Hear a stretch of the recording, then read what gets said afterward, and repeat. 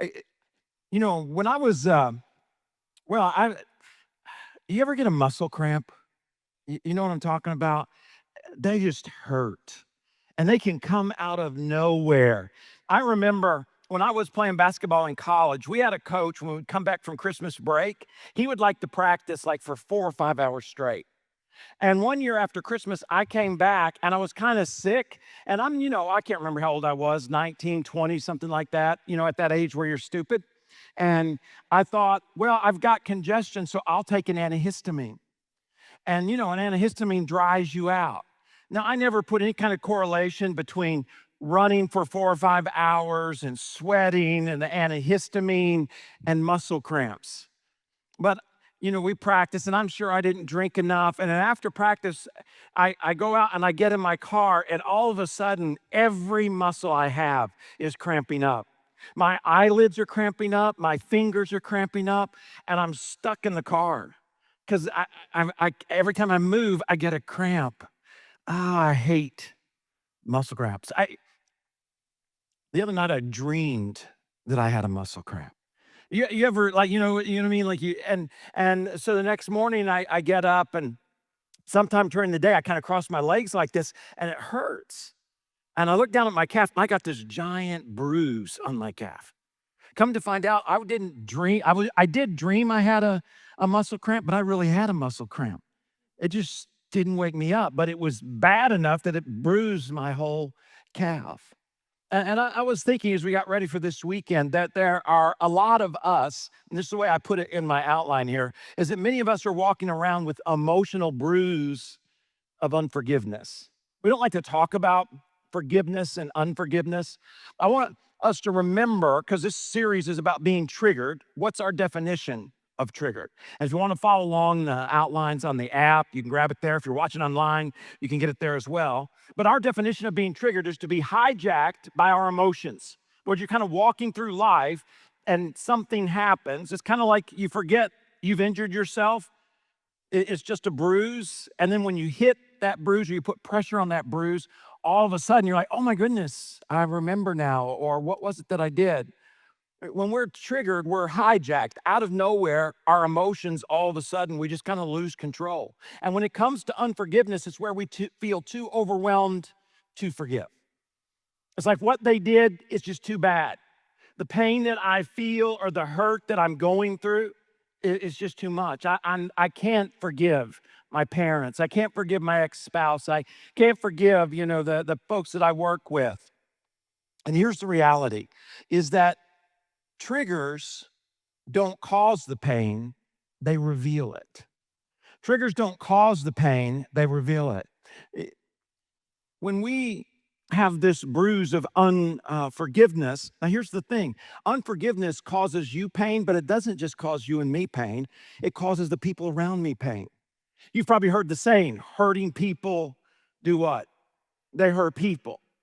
And when all of a sudden a bruise of unforgiveness gets poked, not only does it hurt us, but it often hurts the people around us because of the way that we respond. You ever do that trust test? You know what I'm talking about? Let me see if I need some stairs right here, right? Where I were to, if I were to come up to you and I were to say, stand up, would you stand? So can you stand up for just a moment? All right. And then I were to say, turn around, close your eyes, and just fall backwards. You think she would trust me? Right? What if I said, now don't do what I'm saying, okay? But what if I said, close your eyes, fall backwards, and then I just walked away? You think, you can sit down, thank you. But that happens in life, doesn't it? Your parents, right? It's like you're supposed to be able to trust them. They're supposed to take care of you. They're supposed to be there for you. And then all of a sudden, when you really need them, it's like you're falling, in some kind of way. And it's like, where'd they go? Sometimes it's our spouse. I do, they said. But then when you need them, they didn't, right? And as a result, we get hurt. And those wounds, if they're not dealt with effectively, they become bruises that when they get pressured, we respond wrongly. I can tell you as a pastor, and I'm sure you've experienced this as well, but I'll have folks from time to time, and I can even think of specific people who like put their hand on my shoulder and say, Pastor, we're with you. Pastor, you can count on me. And sometimes it might even be after there's some kind of challenge. But then there are those times in life where you're kind of need somebody to catch you. Maybe it's a hurricane hits, and a hurricane means there's lots of opportunity to do ministry. It impacts, though, giving. It's a difficult time in the life of the church because there's so much to do. Everybody's distracted, and sometimes maybe it's a big project. Whatever it is, you feel like you're kind of falling back, and the folks who said they would be there are not there. Not only are they not there, they didn't tell you they weren't going to be there. And when you hit the ground, it hurts, doesn't it? Whether it's your parents, a coworker, whether it's your boss, or maybe a pastor that you know. Anytime you're expecting somebody to catch you and they turn around and you hit the ground, it leaves a mark. It leaves a wound that we have to deal with. Jesus gives us a couple of stories. He gives us a story of a king and of a father. And in these two stories, we actually learn how to deal with our unforgiveness, or I could say another way, how to forgive.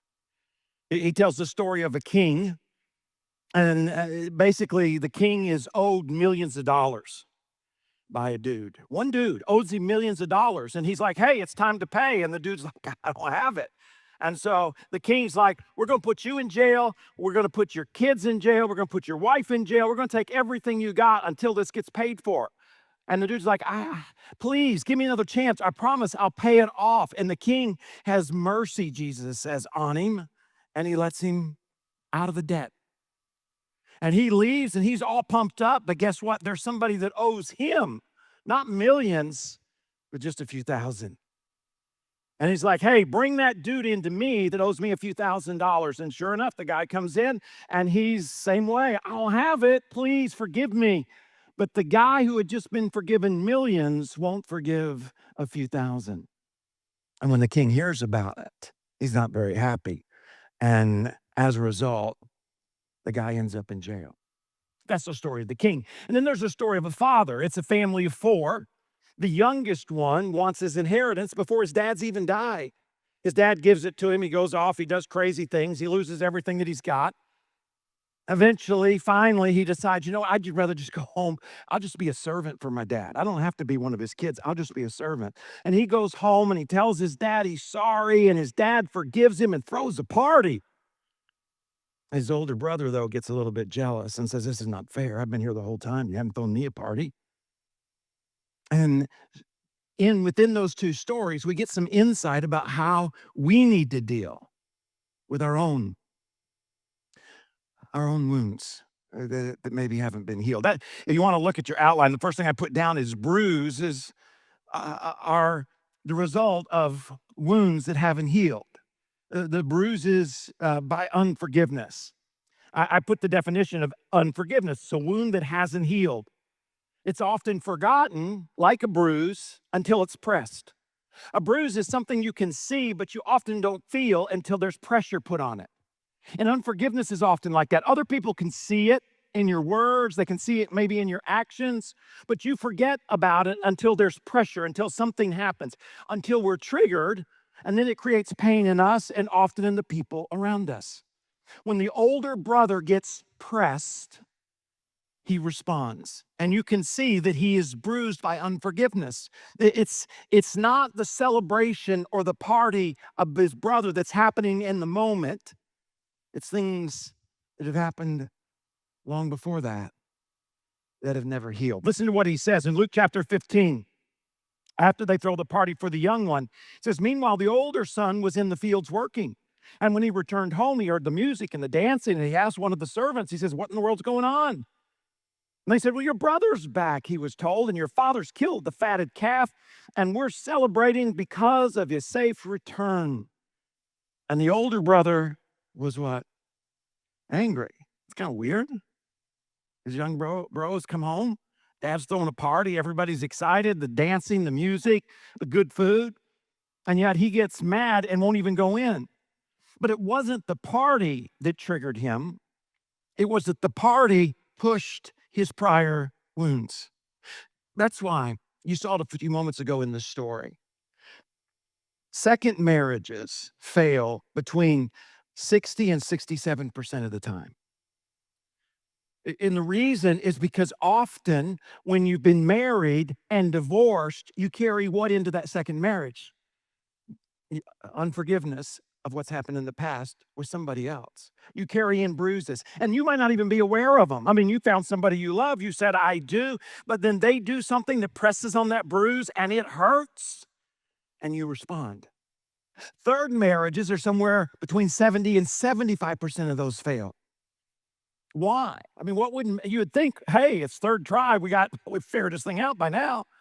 We know what we did wrong. No, there's just that many more bruises to be pressured or to be poked. There's more places upon your emotional body that you're sensitive. And so it's important for us to realize that bruises are the result of wounds that haven't been healed. You could say hidden wounds.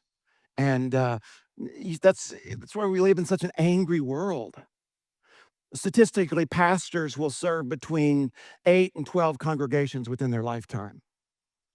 Congregants will go somewhere between 7 and 10 congregations within their lifetime.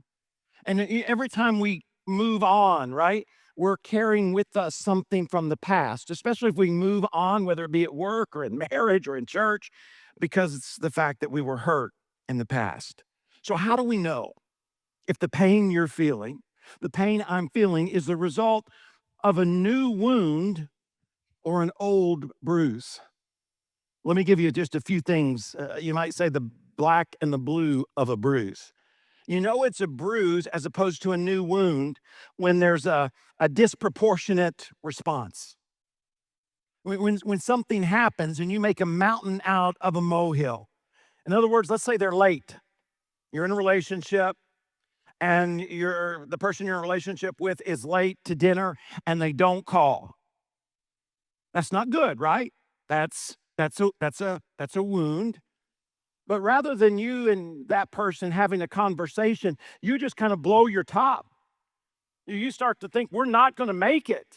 I don't know if I can stay with you. In other words, the fact that that person was late once and didn't call, which makes it even that much worse, goes over the top, is an indicator that the pain you're feeling isn't the result of the fact they're late. It's the fact that that lateness poked a bruise from the past. In the past, something happened that caused you great pain, and lateness was probably a part of it. Um, if they do something, any of those kind of things, right? Where they do something that's not something maybe they ought to do, right? They come home and they say, I'm got a new job or I'm whatever. And it's like, well, you should have told me or we should have had a conversation, but you overreact. The second clue that it's a bruise as opposed to a new wound is when you continue to repeat the pattern. Different faces, same argument. In other words, you go to Walmart, you go to Target, you go to the dollar store, you go to Walgreens, and you leave mad because you think they all disrespect you. They ignored me. They looked the other way.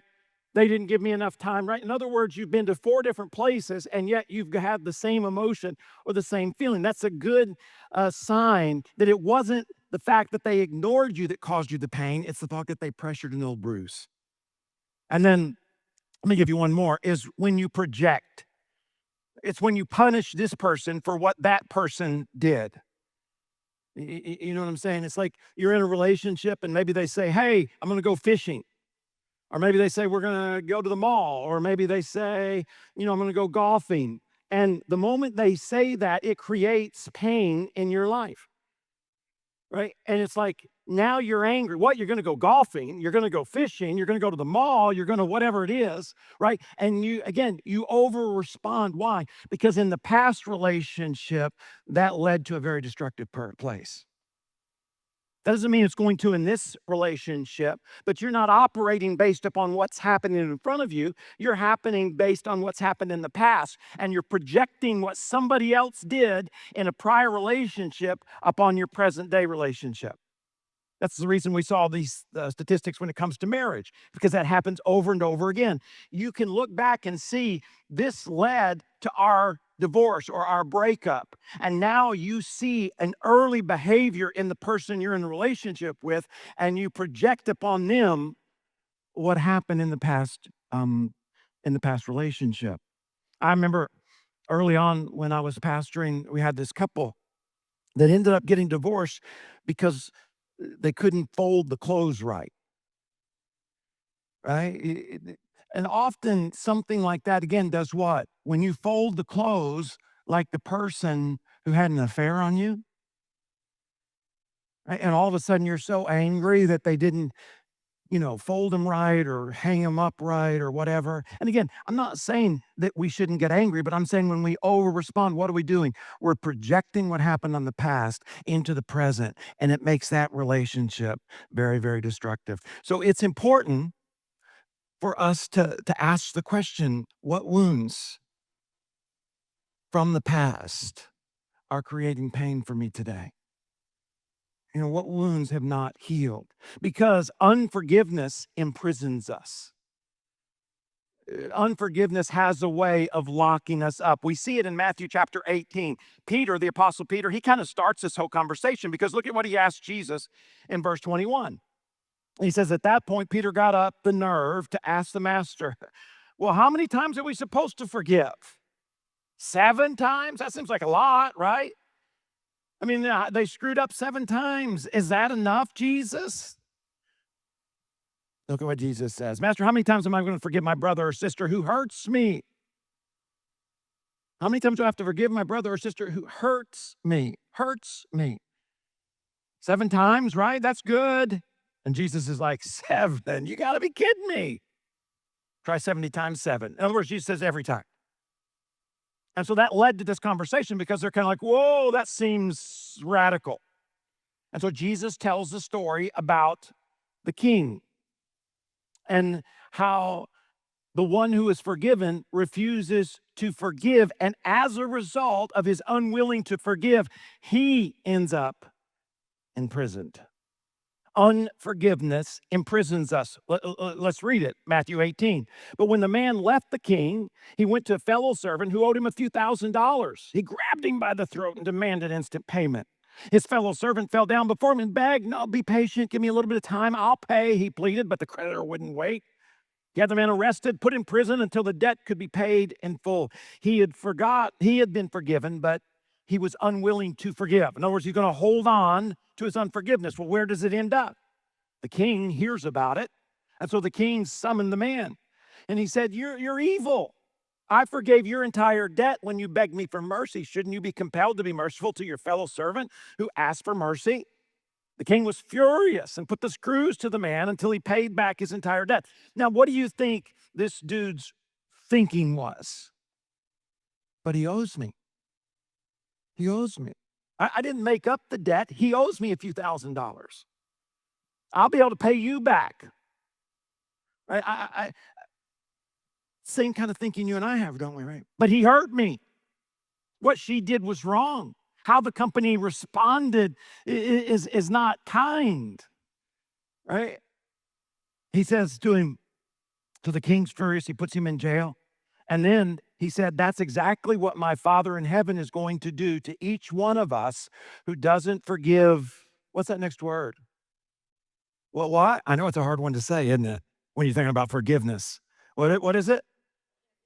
Unconditionally. What's he going to do?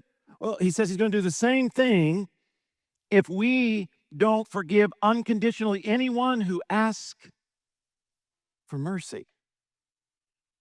Wow. In other words, because God has forgiven us, isn't it funny? We tend to judge ourselves based on our intentions. Right? I mean, in other words, we screw up before God, right? We tell him we're going to do something, we don't do it. We know what his word says and we do what we want anyways, right? We do it but we go to God and God forgive me and we expect him to forgive us. Why? Because well, we know we love him. We're just human. We're just weak. We're going to get this thing figured out. We're going to do better next time. But we really do love him, right? And therefore, we feel that he ought to forgive us because we know our intentions, but we judge one another based upon actions, don't we? Well, you did it. You said it. You responded. And God's just reminding us that in the same way we are forgiven, so do we need to forgive others so we are not enslaved. Now, he was imprisoned, literally imprisoned, but that's a picture of how unforgiveness enslaves us or imprisons us. And what I mean by that is every time their name comes up, it pokes at that bruise. It hurts because of what they have done to you. You find yourself searching their name on social media in hopes that they're going through something, right? In hopes that some way they're feeling at least a little bit of the pain that they've caused you. Often it's our ex spouses, our friends, the people that we work with, or the places in which we work, right? Or the churches that we used to attend. It's hard because when people intentionally hurt us, we want to hang on to it. It's important to remember that in the story, he owed the money. The dude had every right to put him in prison for a few $1,000s. He owed the money. He had not paid the money back. In other words, he hadn't asked for forgiveness until he got caught. Have you ever noticed that often when we're carrying around unforgiveness, that we put a big fence around that person? And what I mean is not only does their name cause us pain, but the idea that anybody else would cross that fence and enter into any kind of relationship with them causes us pain. We want to isolate them. We want to isolate that company. We want to isolate that ex-spouse or that friend. And we just kind of, and here's the thing though, if you put up a fence to make sure nobody is in relationship with them, guess who's got to guard it? Now you do. You got to go to Instagram to see who commented on their picture. Right? You got to go to TikTok to see who's commenting. You got to keep up. You got to make sure nobody crosses that fence and enters into any kind of relationship or goes to that church or is a part of that business or whatever it is. And so who's really imprisoned? Right? Who's really enslaved? Because you find yourself having to guard it. So how do we experience the freedom of forgiveness? Because at the end of the day, that's really what we want to know, right? I mean, these things are all interesting and they're important for us to think through, but how do we experience the freedom of forgiving? Paul said it like this in Colossians 3. He said, make allowance for each other's faults. So the Bible's under no illusion that even as Christians, we're going to have faults, that even as Christ followers, we're going to screw up. He says, and forgive anyone who offends you. Well, that's good for us in 2025, isn't it? It seems like everybody's offended. Remember, the motivation for my forgiving you and you forgiving me is that the Lord forgave us. So we need to forgive others. Now, I've shared before, I always tend to think of this idea of forgiveness. I think about it in the context of football and flags, because I think the referee, right, throws a flag, and that means that somebody has violated one of the rules. And then the referee will say, it's a 10-yard penalty. In life, we tend to want to do the same thing, right? Somebody hurt us, they said something, did something, whatever it is that caused us pain, we throw the flag. But the problem becomes when we then want to assess the penalty as well, right? We want to tell God what ought to happen to them, how they ought to hurt because of what they've done. The question is not whether or not they were off sides. The question is whether or not it's going to be a 5-yard penalty or a 20-yard penalty. So let me answer what the scripture says how we're supposed to experience the freedom of forgiveness through the acrostic flag, all right? Just 4 letters. The first one, of course, is F. And In Jesus' story about the king and the father, he's reminding us that we need to focus on forgiveness. Need to, when we get up in the mornings, God, help me to focus on forgiveness. Why? Because somebody's going to offend me today. Somebody's going to offend you today. You've probably already been offended. Somebody cut you off in traffic. Your spouse did something goofy, right? Somebody here did something, whatever it was. And there's a tendency that when we're offended to immediately want to do what? What's your natural response? Well, I won't tell you. I won't ask you what yours is. I'll tell you what mine is. Revenge. I want you to feel what I feel. Right? It's just natural as the day is long. And so if I'm not careful, my focus is not on forgiveness. My focus is on equality. Right? Revenge, getting even. But notice that the father's stance is the same with both his sons, even though their response is different. In Luke 15, it says the the prodigal, the one who's lost it all, lost all the money, returned home to his father, and while he was still what a long way off, his father saw him coming. Now, the only way his father could see him coming from a long way off is his father was what was looking for him. And we're going to see by his response, it says he filled with love and compassion, he ran to his son and he embraced him and he kissed him. And his son said to him, Father, I've sinned against heaven and you, and I'm no longer worthy to be called your son. And right, that's when he gets the robe and the ring and the cow and the party.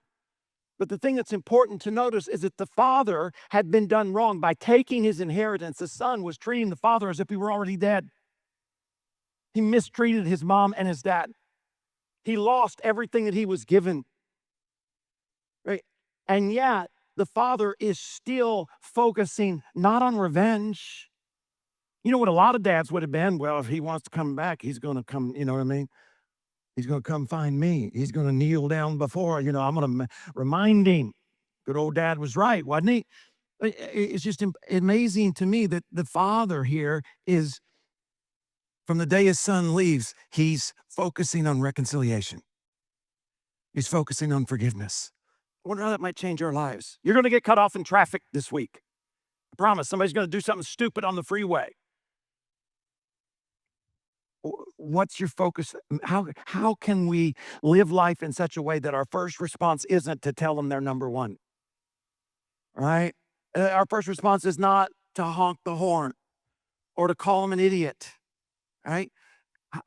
Because what's reality? The reality probably is they didn't see you. They're in a hurry. They're late. The kids are screaming. They're listening to the radio. They're trying to text, right? It's not that they didn't do anything wrong, but the question is, what are we going to focus on? And how different would your day be if you were able to forgive the person that cut you off in traffic and opposed to being mad all the way to work? So that's the way he did with the younger son. Well, the older son responded differently, didn't he? He wasn't, Dad, I'm a screw up. No, look what it says in verse 28. The older brother got angry. He wouldn't even go into the party. I'm not going to be a part of that. They need to shut that thing down. The father did what? He came out and he begged his son. Now, again, the only way the father would have known what was going on is he was focusing on his kids. He was looking for an opportunity to speak into their lives. And so if you and I want to deal with old wounds, it's important for us to focus on forgiveness. And I think that starts when we just get up at the first of the day and we're praying and say, God, help me to focus on forgiving. Not only what's happened to me in the past, but what's going to happen to me today.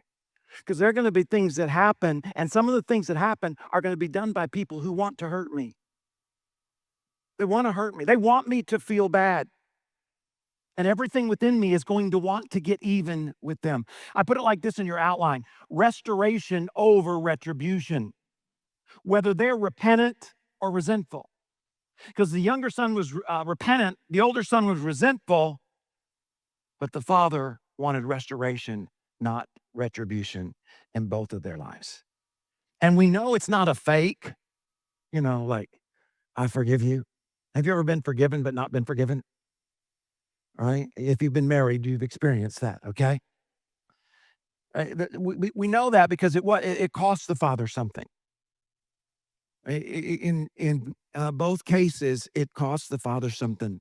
Forgiveness doesn't mean you will forget, right? But what it does mean is that you'll begin to take down the fence, but you still may have some boundaries. Right? The father says, "Look, son," to the older son, "you can come in, but the boundary is we're not going to end the party." Right? There are certain things that some people do that are so far across the line that we still have to forgive, or we'll be the ones imprisoned. But we need some boundaries so as not to be hurt again in the same way. That's the The L is that we got to find the wound, right? We can't heal something if we don't know where or why it's not healing. So let me give you a few reasons why wounds don't heal. You've heard that saying, time heals every some however it goes, right? Basically, time will take care of it. Time is important, but time um alone won't heal wounds. It may make them less seen, but the bruise will be there. And when it gets poked, it will cause pain. So, what are some roadblocks to recovery? Well, here's what I put in your outline. One is just comparison. Notice what happens with the older son. The older brother got really angry. He refused to go inside. So the father comes out and he pleads with him to come in and join the celebration. What's his argument? It's not about what's happening in that moment, right? It's not about a new wound. It's about an old bruise because he says, but he got, listen, all these years. So he's comparing himself to his brother. All these years I've worked hard for you. I never disobeyed. Anytime you hear always, never, those are about old unhealed wounds. Okay. All these years, I've never disobeyed one of your orders. How many times have you given me a goat or a party? Not once. That's not fair. He won't even call his brother by name. That son of yours comes with this wasteful delinquent, right? So he calls him a name and spent your hard-earned wealth on loose women. What do? You butcher the fattest calf and all the herd. So one of the things that can keep us from healing is where we constantly compare our life to the one who hurt us. All right, that again, you follow them, and in today's world, that's very easy to do. You don't have to drive by their house. All you gotta do is pick up your phone, right? And if you're not careful, you'll become bitter. You'll become bitter towards God first. Well, God, why they hurt me? Why in the world did they get a raise? She did that. Why in the world is she, here and there and what, right? And bitterness is destructive. Bitterness is one of those things that is a bruise that when it gets poked in the future, it can ruin a relationship with a son, a daughter, a friend, a spouse, can keep you from being the leader that you need to be or that God's wants you or desires or open doors for you to be, can steal opportunities from you. And so it's important that we are careful about comparing ourselves with the one who hurt us because we'll become bitter towards God. You can even become bitter against your own children, especially if there's a broken home where one child goes fishing with dad and and they say, oh man, me and dad had a great time. And everything inside of you wants to say, do you know who your dad is? Do you know what your dad did to me? Right? Do you know how, right? All of a sudden now you're bitter against your son or daughter. Why? Because you're comparing yourself to the one who hurt you. And it will keep that wound open. So as every time it gets poked, you're going to feel pain and the people around you are going to be impacted by it as well. And the same thing is true. You can become bitter at work, right? The place in which you work. You see how they treated them? See how they treated that? You become bitter towards the church. You hear people talk about church hurt, right? I can't even go to church because I've been bruised in the past. Right. So now they're imprisoned to that pain that somebody did. You know what, that church, they didn't do this to them, or they believed them and they didn't believe me. We start talking about life is not fair. No one cares. No one understands. We become the victim in the sense that we disempower ourselves. Nothing I can do. Life's just not fair. Well, the truth is, life is not fair. But as long as God is on the throne, there's always hope, right? Even every time you compare yourself You're tearing off that scab. So the secondly, it can keep the wound kind of bleeding is a diminished self-awareness. Look what it says in Hebrews. It says, watch out that no poisonous root of bitterness grows up to trouble you. Bitterness starts small and gets big. And so the scripture says, be careful, watch out. Lord, you got to be intentional about this because bitterness is small. It doesn't seem important at the beginning. It's like that weed that grows into a tree. It's like you be careful, or that bitterness that doesn't seem important will poison your heart. Then it'll poison your relationships. Then it'll rob you of your joy. It says it grows up to trouble you, corrupting not just you, but many. So we have to be self aware. That means we have to say, why did I say that? Why did I say that? Why did I tell the people at work? Why did I say that about my spouse or my ex-spouse or my son? Or why did I say that about the people I used to go to church with or the people I used to work with or my in-law? Why did I say that? And if it's bitterness, I've got to be self-aware enough to know that even though it might be true in the sense that that in-law is not a nice person, the bitterness within my heart is going to imprison me. Right? Their unkindness is actually, I'm going to allow their unkindness to imprison me. Why did you search that? Right? Why'd you go looking for that on Instagram? Why did you celebrate that? Why did you pass that on? As a pastor, sometimes it's like, hey, we need to pay, we need church, we need to pray for Pastor Bob or Pastor John or whoever it might be. Right? But the real reason we're saying you need to pray for Pastor John is because we want everybody to know, I told you shouldn't have went there, right? So we have to ask those questions that are difficult to ask so that we're aware enough to keep ourselves from becoming bitter. So we got F, L, right? Another one before we get to the A is just an unguarded mind. I love this. The wisdom writer says, be very careful to keep your mind safe. The thoughts that you think make you the person that you are. So, what thoughts do you allow into your heart and mind? Revenge, them, always about them, unfair, victimhood. So, FLA is you have to absolve the debt. The king did. It says the master was filled with pity for him and he released him of his and forgave his debt.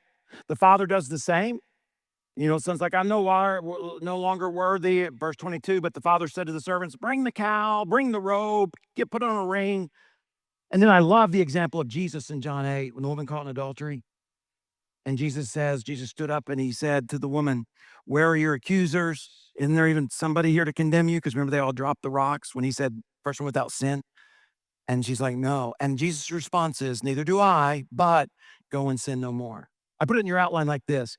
Forgiveness isn't all. Forgiveness isn't all is fine, but all is finished. Forgiveness doesn't mean that you're going to forget. It doesn't mean that there are not consequences for what somebody did. But what it does mean is that you're finished in the sense that you're going to move on, which leads me to the G. And that's just to give God the gavel, right? Guilty, right? It's like or you could say give God the flag and the penalty. That's the hardest part. It's not that you and I can't see that someone's done something wrong. The question is, are we allowing God to assess the penalty? Romans 12, never pay back evil with more evil. Do things in such a way that everyone can see you are honorable. Do all that you can to live in peace with everyone. Dear friends, never take revenge. Leave that to who? Yeah, leave that to God. You and I may throw the flag and say what they did was wrong, but then it's like, here, God, I'm going to let you take care of that, and I'm going to move on. You said you'll deal with that. And here's the other thing that's a reminder.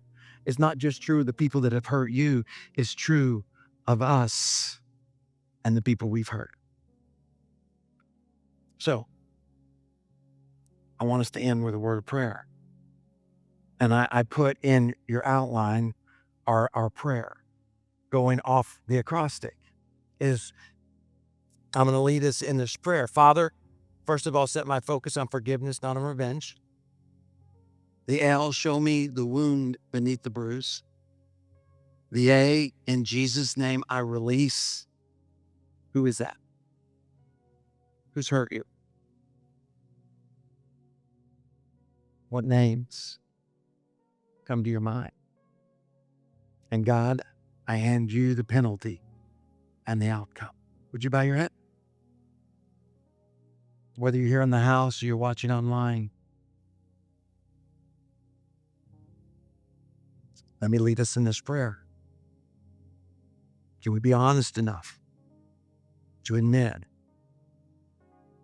that we haven't forgiven? That we've got some bruises.